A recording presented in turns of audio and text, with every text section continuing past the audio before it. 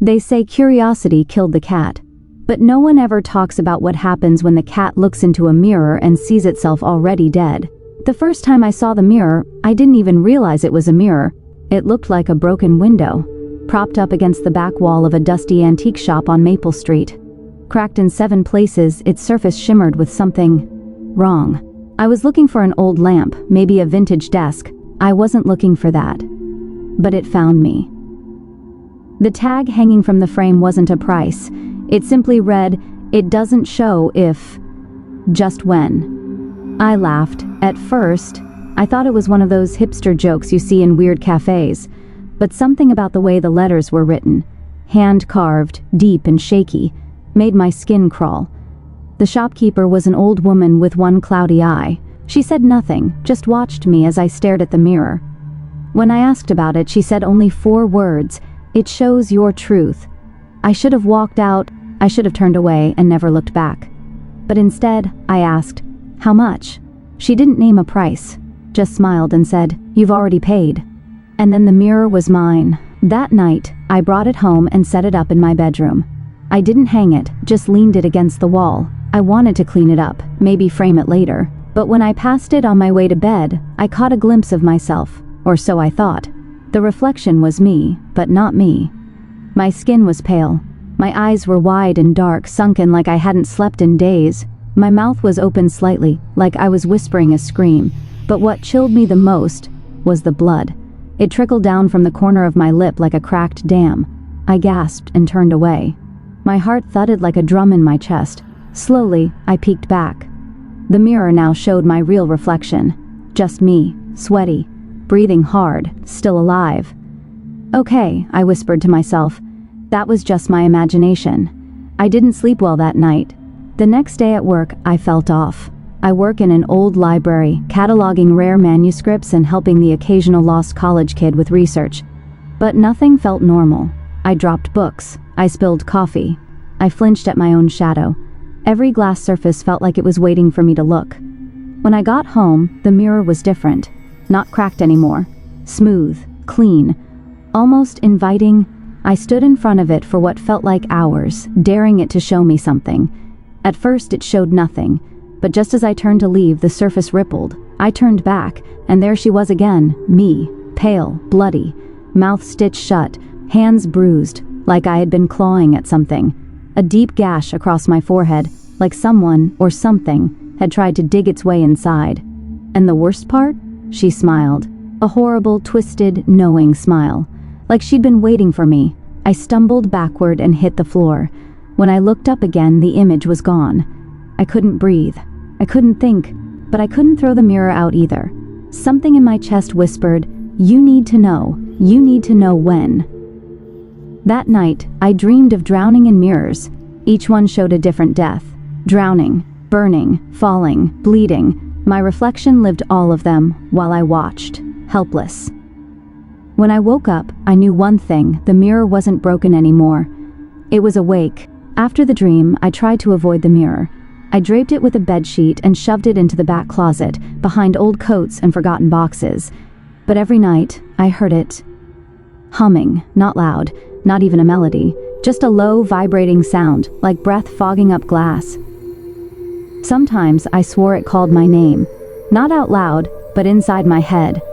A whisper that didn't need air. "Mira!" I began waking up with the sheet pulled off, the closet door wide open. I lived alone. No one had keys but me. On the 4th night, I found a message written on the mirror's surface in foggy streaks. 5 days. I didn't write it, and the window hadn't been open. I tried to laugh it off. Maybe I was sleepwalking. Maybe I had watched too many late-night horror documentaries. But the next night, it changed again, and then I started seeing things. Not in dreams, not in imagination, in reflections. It wasn't just the mirror anymore. It was store windows, elevator doors, car mirrors. Every time I passed a shiny surface, I braced myself, because it was there. My death, watching me, sometimes bleeding, sometimes burning, always smiling. I told my best friend Jess everything. She was the only person I trusted enough to believe me. At first, she laughed, But when I showed her the photos, the ones I started taking as proof, her face turned pale. In one picture, you could clearly see my reflection, standing behind me, eyes gouged out, hands twitching. Jess made me stay at her place that night. I didn't argue, but it didn't matter. At 3:13 a.m., Jess screamed from the guest room. I ran in, heart in my throat. She was staring at her closet mirror, shaking. "I saw it," she whispered. "I saw you. You were choking. I didn't sleep at all." The next morning, I begged her to come with me back to the antique shop, to return the mirror, to burn it if we had to. But when we arrived at the shop, it was gone. Not closed. Gone. Just a boarded-up shell. Windows shattered. No sign of the old woman. No sign it had ever been open in the last 20 years. Even the address had faded off the mailbox like it had been wiped by time. Jess wanted to go to the police. But what would I say? Help? My haunted mirror knows when I'm going to die? They'd lock me up. That night, the mirror showed the number 2. It was inside Jess's apartment now. I had never brought it there, but it was standing in her hallway, uncovered, clean, glowing faintly. Jess screamed when she saw it. We tried to smash it. We threw it off the balcony. We poured bleach on it, but by morning it was back in the hallway, unharmed, waiting. The countdown hit 1. Jess left. She couldn't handle it. She said I needed help, that I needed a priest or a doctor, or both. I didn't blame her, but I stayed. I needed answers. That night, I sat in front of the mirror. I stared at it for hours. I asked it questions, whispered, screamed, begged, and then it answered. The surface shimmered like black water. My reflection disappeared, and in its place, a room appeared. Dark, familiar, a bed, a lamp, a hand hanging off the edge. My hand. Blood soaked the carpet beneath me. The clock on the nightstand read 3:13 a.m. My eyes in the reflection were open, but lifeless, and then the words etched across the top of the mirror, "Tonight." I stumbled backward. I tried to run, but the hallway stretched longer than it should have. Lights flickered. The mirror pulsed like a beating heart. I collapsed in the living room, clutching my chest, tears blurring my vision. I didn't know what to do, because now I believed, and I only had hours left. The clock glowed 2:49 a.m. I sat in my bedroom, knees pulled to my chest, staring at every reflective surface I could find. I had covered the mirrors, yes, but the TV screen, the blackened window panes, even the glass on a photo frame, they all shimmered when I wasn't looking. The air felt thick, like syrup. My thoughts came slow, heavy, like wading through a bad dream. But I wasn't asleep. I was awake, terrifyingly awake. And then the mirror called again.